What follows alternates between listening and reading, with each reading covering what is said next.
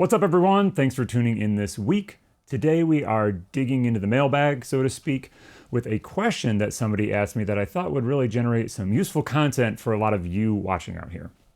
This question comes from somebody who's probably a high school or maybe middle school student, and the question reads like this. I've been watching your videos on jazz improvising, and there was one topic that I couldn't find. I've been searching everywhere for a good explanation for the chords. I don't understand any of them. In my music, one chord I've seen is D minor 7. I'm not familiar with the minor scales, as my band directors never taught me. Anyway, anything you could add would help. So I think this is pretty common, especially for student age musicians and even more advanced musicians, where maybe they didn't learn a lot of foundations of music theory. You know, there's many reasons why this does not get taught in schools. If there's not a specific music theory class, or depending on how involved, kind of jazz band is at a particular school, sometimes it just doesn't get covered. So I thought I would do a couple of lessons on sort of laying the foundation of what is important music theory for us to know as improvisers. Now, this is a big topic. We're actually gonna break this up over a couple of videos over the next few months, maybe 3 or 4, something like that. We're not going to cover everything about music theory. Lots of things you can do. This is a lifelong battle getting this stuff together. We're going to talk about the things that are important for people who are in sort of the beginning to intermediate phases of their playing, really laying strong foundations here of stuff you can use. Also keep in mind, as you're learning this stuff, just learning music theory will not make you a good improviser. It's a part of what we need to know to become good improvisers. It's very useful, especially if we're looking at new tunes, maybe tunes that are a little more complicated, things of that nature. But by no means, if you know every single chord arpeggio, are you going to sound great as an improviser. It takes a lot of other steps: transcribing, listening, learning how to apply this stuff. Music theory is just one tool, a very useful one, and one that we definitely want to work on and develop that sort of academic connection to the music along with the listening connection. But make sure you just sort of keep it in the right perspective and find the theory that you need for where you are in your development versus thinking that, oh my gosh, I got to learn every mode. I got to learn every type of chord arpeggio, right now. No, you might need to learn to apply some of that stuff and make it sound good before you move to the next thing. Cool. We're mostly going to focus on 3 different topics today. We're going to focus on transposition. We're going to focus on triads, and we're going to talk about pentatonic scales. All of these things are things that we've touched upon in some way before on the channel, but I'm just going to bring them all together, maybe talk about some different ways to practice them. We're not just going to talk about the theory. We're going to talk about how we actually get this stuff on our horn, because that's really what matters for us as improvisers. So let's start with transposition.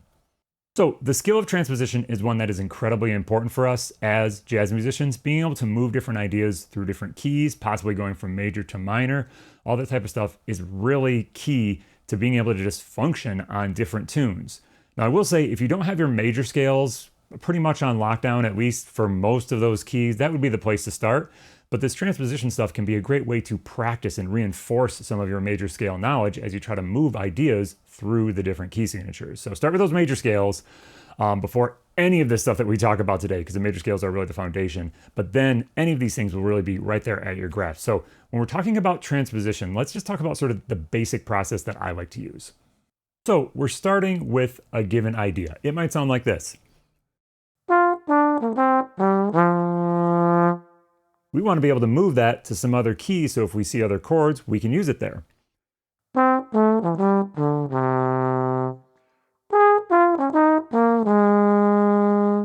And so on and so forth. So how do we do that?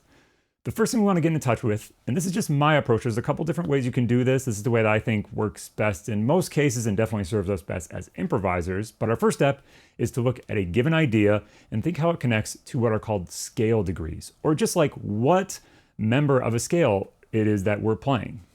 On that short idea I just played, we are in the key of B flat major.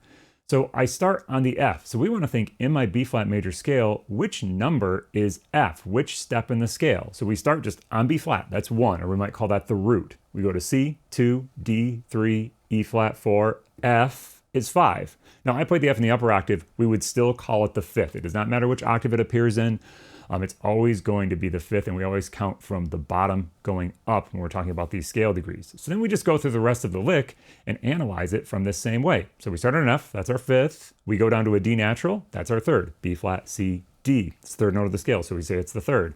And then we analyze the rest of the lick in this way. This particular one is the 5th, the 3rd, the root. We go up to the 2nd degree. Some people might call that the 9. We'll talk about that at a later lesson. I would just worry about it being the 2nd step of the scale right now. Then down to the 6th note of the scale, the G, and down to an a fifth again, but an octave lower. So that is kind of how we analyze this. Our next step would be to think about, well, where do I want to move this to? Maybe I'm playing a song where I want to play that idea in the key of F rather than the key of B flat. So I've got to do that same procedure in F, kind of backwards here, because now I'm starting with knowing those scale degrees and I have to apply them to a new key signature. So if we think about our F major scale, we've got to start on the fifth of that scale. So I think about my scale on my horn. A lot of times when I see students doing this, I really see them like sort of thinking about it in their head. I think it's so much better to just like actually think about what it is in your horn, or maybe even play that scale to find where those notes are. So C is my fifth of that scale. So that's where I'm going to start. And then we just build it just like we did when we were analyzing the other one. Our next note is a third. So I think about what's my third of F. It was A natural. Next note is the root. It's an F. The next note is the second degree, a G natural. And then we just finish the lick out from there.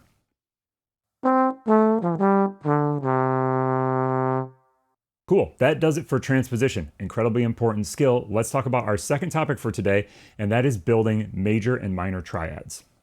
You know, you're saying to yourself, Sean, well, jazz is made up of seventh chords, dominant seventh chords, major seven, minor seven, all this type of stuff. That is 100% true. But most of the harmony that we need is actually contained in the triad. That's where we get most of the notes that we're going to play, and it gives us most of the harmonic information. And so we really want to have a very strong foundation there. Plus, the seventh chords are built on the triads. You know, 3 of the 4 notes in a seventh chord are the triads. So we have to make sure that we're really, really strong there before we worry about those seventh chords.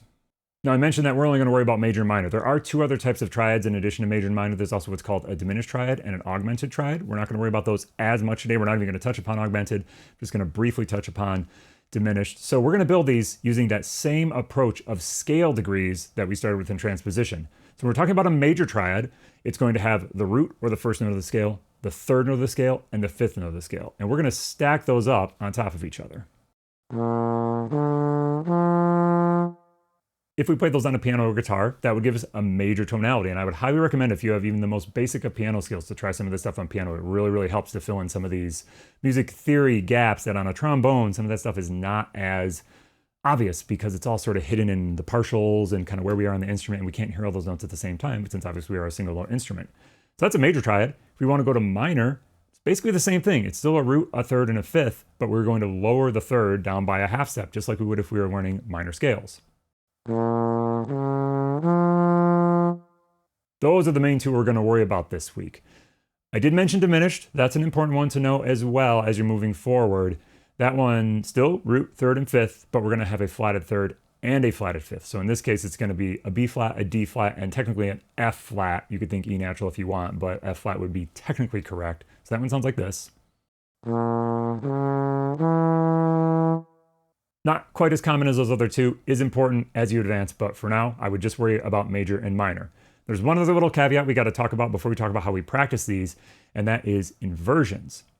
For us as brass players, inversions are mostly going to inform how we practice these. You know, if you were a piano player, you might care more about like the inversion of the chord because it's going to sound slightly different, but for us, it's really going to feed how we practice this stuff. So all an inversion is, and we could talk about first inversion, second inversion, third inversion, all this kind of stuff. I don't care if you know the names. That's less important for us. It's more important that you know the procedure of what we're doing here. So when we invert the chord, we are just switching where the notes appear. So when we played that B flat major triad, B flat, D, F, that had B flat on the bottom. When we invert it, we're going to take that B flat, slide it to the top. The D is going to be the bottom note now. It's still a B flat triad because it has a B flat, a D, and an F in it, but it's no longer going to have B flat on the bottom. We could do that same thing one more time. We take the the D, move that up to the top, then our F is on the bottom. So then we have an F, B flat, D. If we do it one more time and put that F on the top, our B flat would be on the bottom again. So it would technically be a root position chord.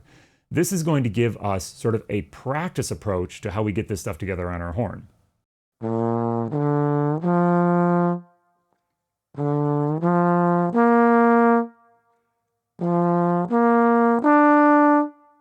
Building simple exercises where we go up and down these inversions is really key, whether you're playing classical music, jazz, whatever. It's just a fundamental practice thing. So one of the ones I like to do is going up and down each inversion just in quarter notes.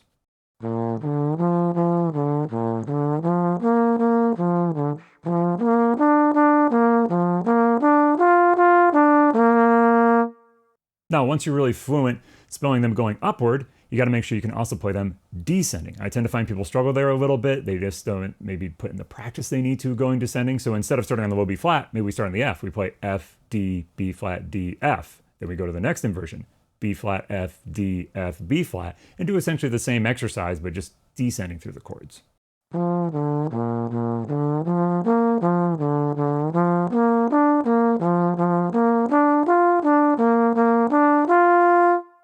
Again, you would want to do this major, minor, as many different keys as sort of you can fit into your practice to get some fluency on this stuff. To actually move this into some music making, this is a really important skill to being a good improviser, especially when you want to break out past just using the blues scale, so to speak. So we might just take a blues, and we're just going to play simple triadic ideas. We might just start with the same motive. I'm just going to play root, third, fifth on each chord of a blues. Now we're going to use a 5-4-1 turnaround blues, so something very simple. It's all dominant chords, so it's all going to be major triads here. So let's check it out. It's going to be very, very straight up here.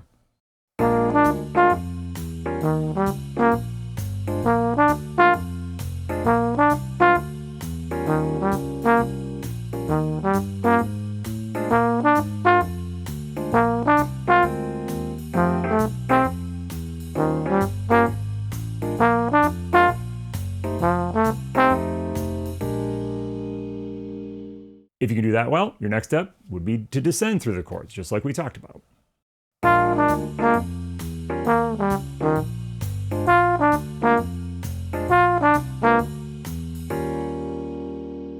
From there, maybe you start on every third of the chord. So not going to the root every time, but going to the third or the fifth. Or maybe you start to alter direction, probably keeping the rhythm pretty similar and branching out with some of these other starting places. Now, if all that's feeling great for you, then you can really start to vary it. Maybe go up one chord, down the next, maybe start on the root of one chord, the third of the next chord, maybe vary your rhythm. It's gonna start to sound musical once you take all these different twists and turns, still just playing triads.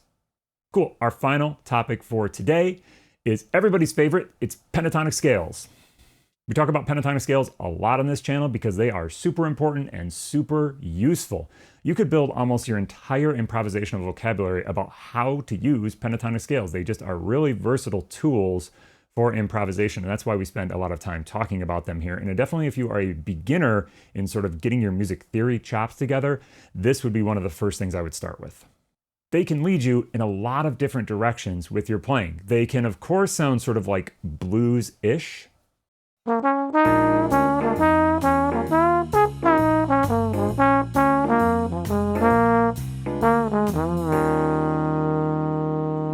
They're also very, very useful to get a little more modern sound. Maybe think about McCoy Tyner from the 1960s.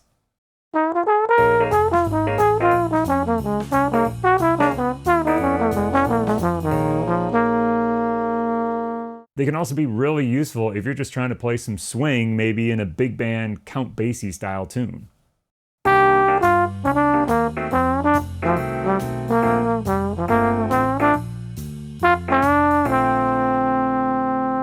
Because of this versatility, that's why we want to invest the time here. So let's talk about how we build these. I don't know that I've really ever covered just the absolute fundamental of how to build these pentatonic scales on this channel. It's something that I oftentimes assume viewers already might know. So let's start with the minor pentatonic scale. Again, we're going to look in B flat just because that's the key most of us are pretty comfortable in. The minor pentatonic is built on the root, the flat third, the root, the flat third, the fourth, the fifth, and the flat seventh. So again, our scale degrees, very, very important to understand that foundational element here. And then our major pentatonic is built off of the root, the second, the third, the fifth, and the sixth. So these two scales are very, very useful. They give us different sounds, sort of different ideas can work in them. You know, probably the most common place we go is to blues-oriented type of stuff. Having a lot of those ideas like in your bag is really important, but also being able to move those through the different keys. So kind of circling back to our transposition skill, this is where this really comes into play as a practice tool and why you got to have it together. So we just played that in the key of B flat. Great little minor pentatonic idea.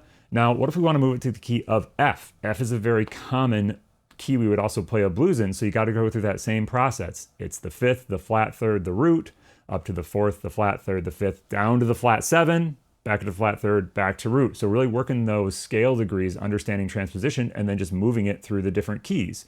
So maybe we want to learn it in F and in C minor, be able to do it in those three keys, C, F, and B flat.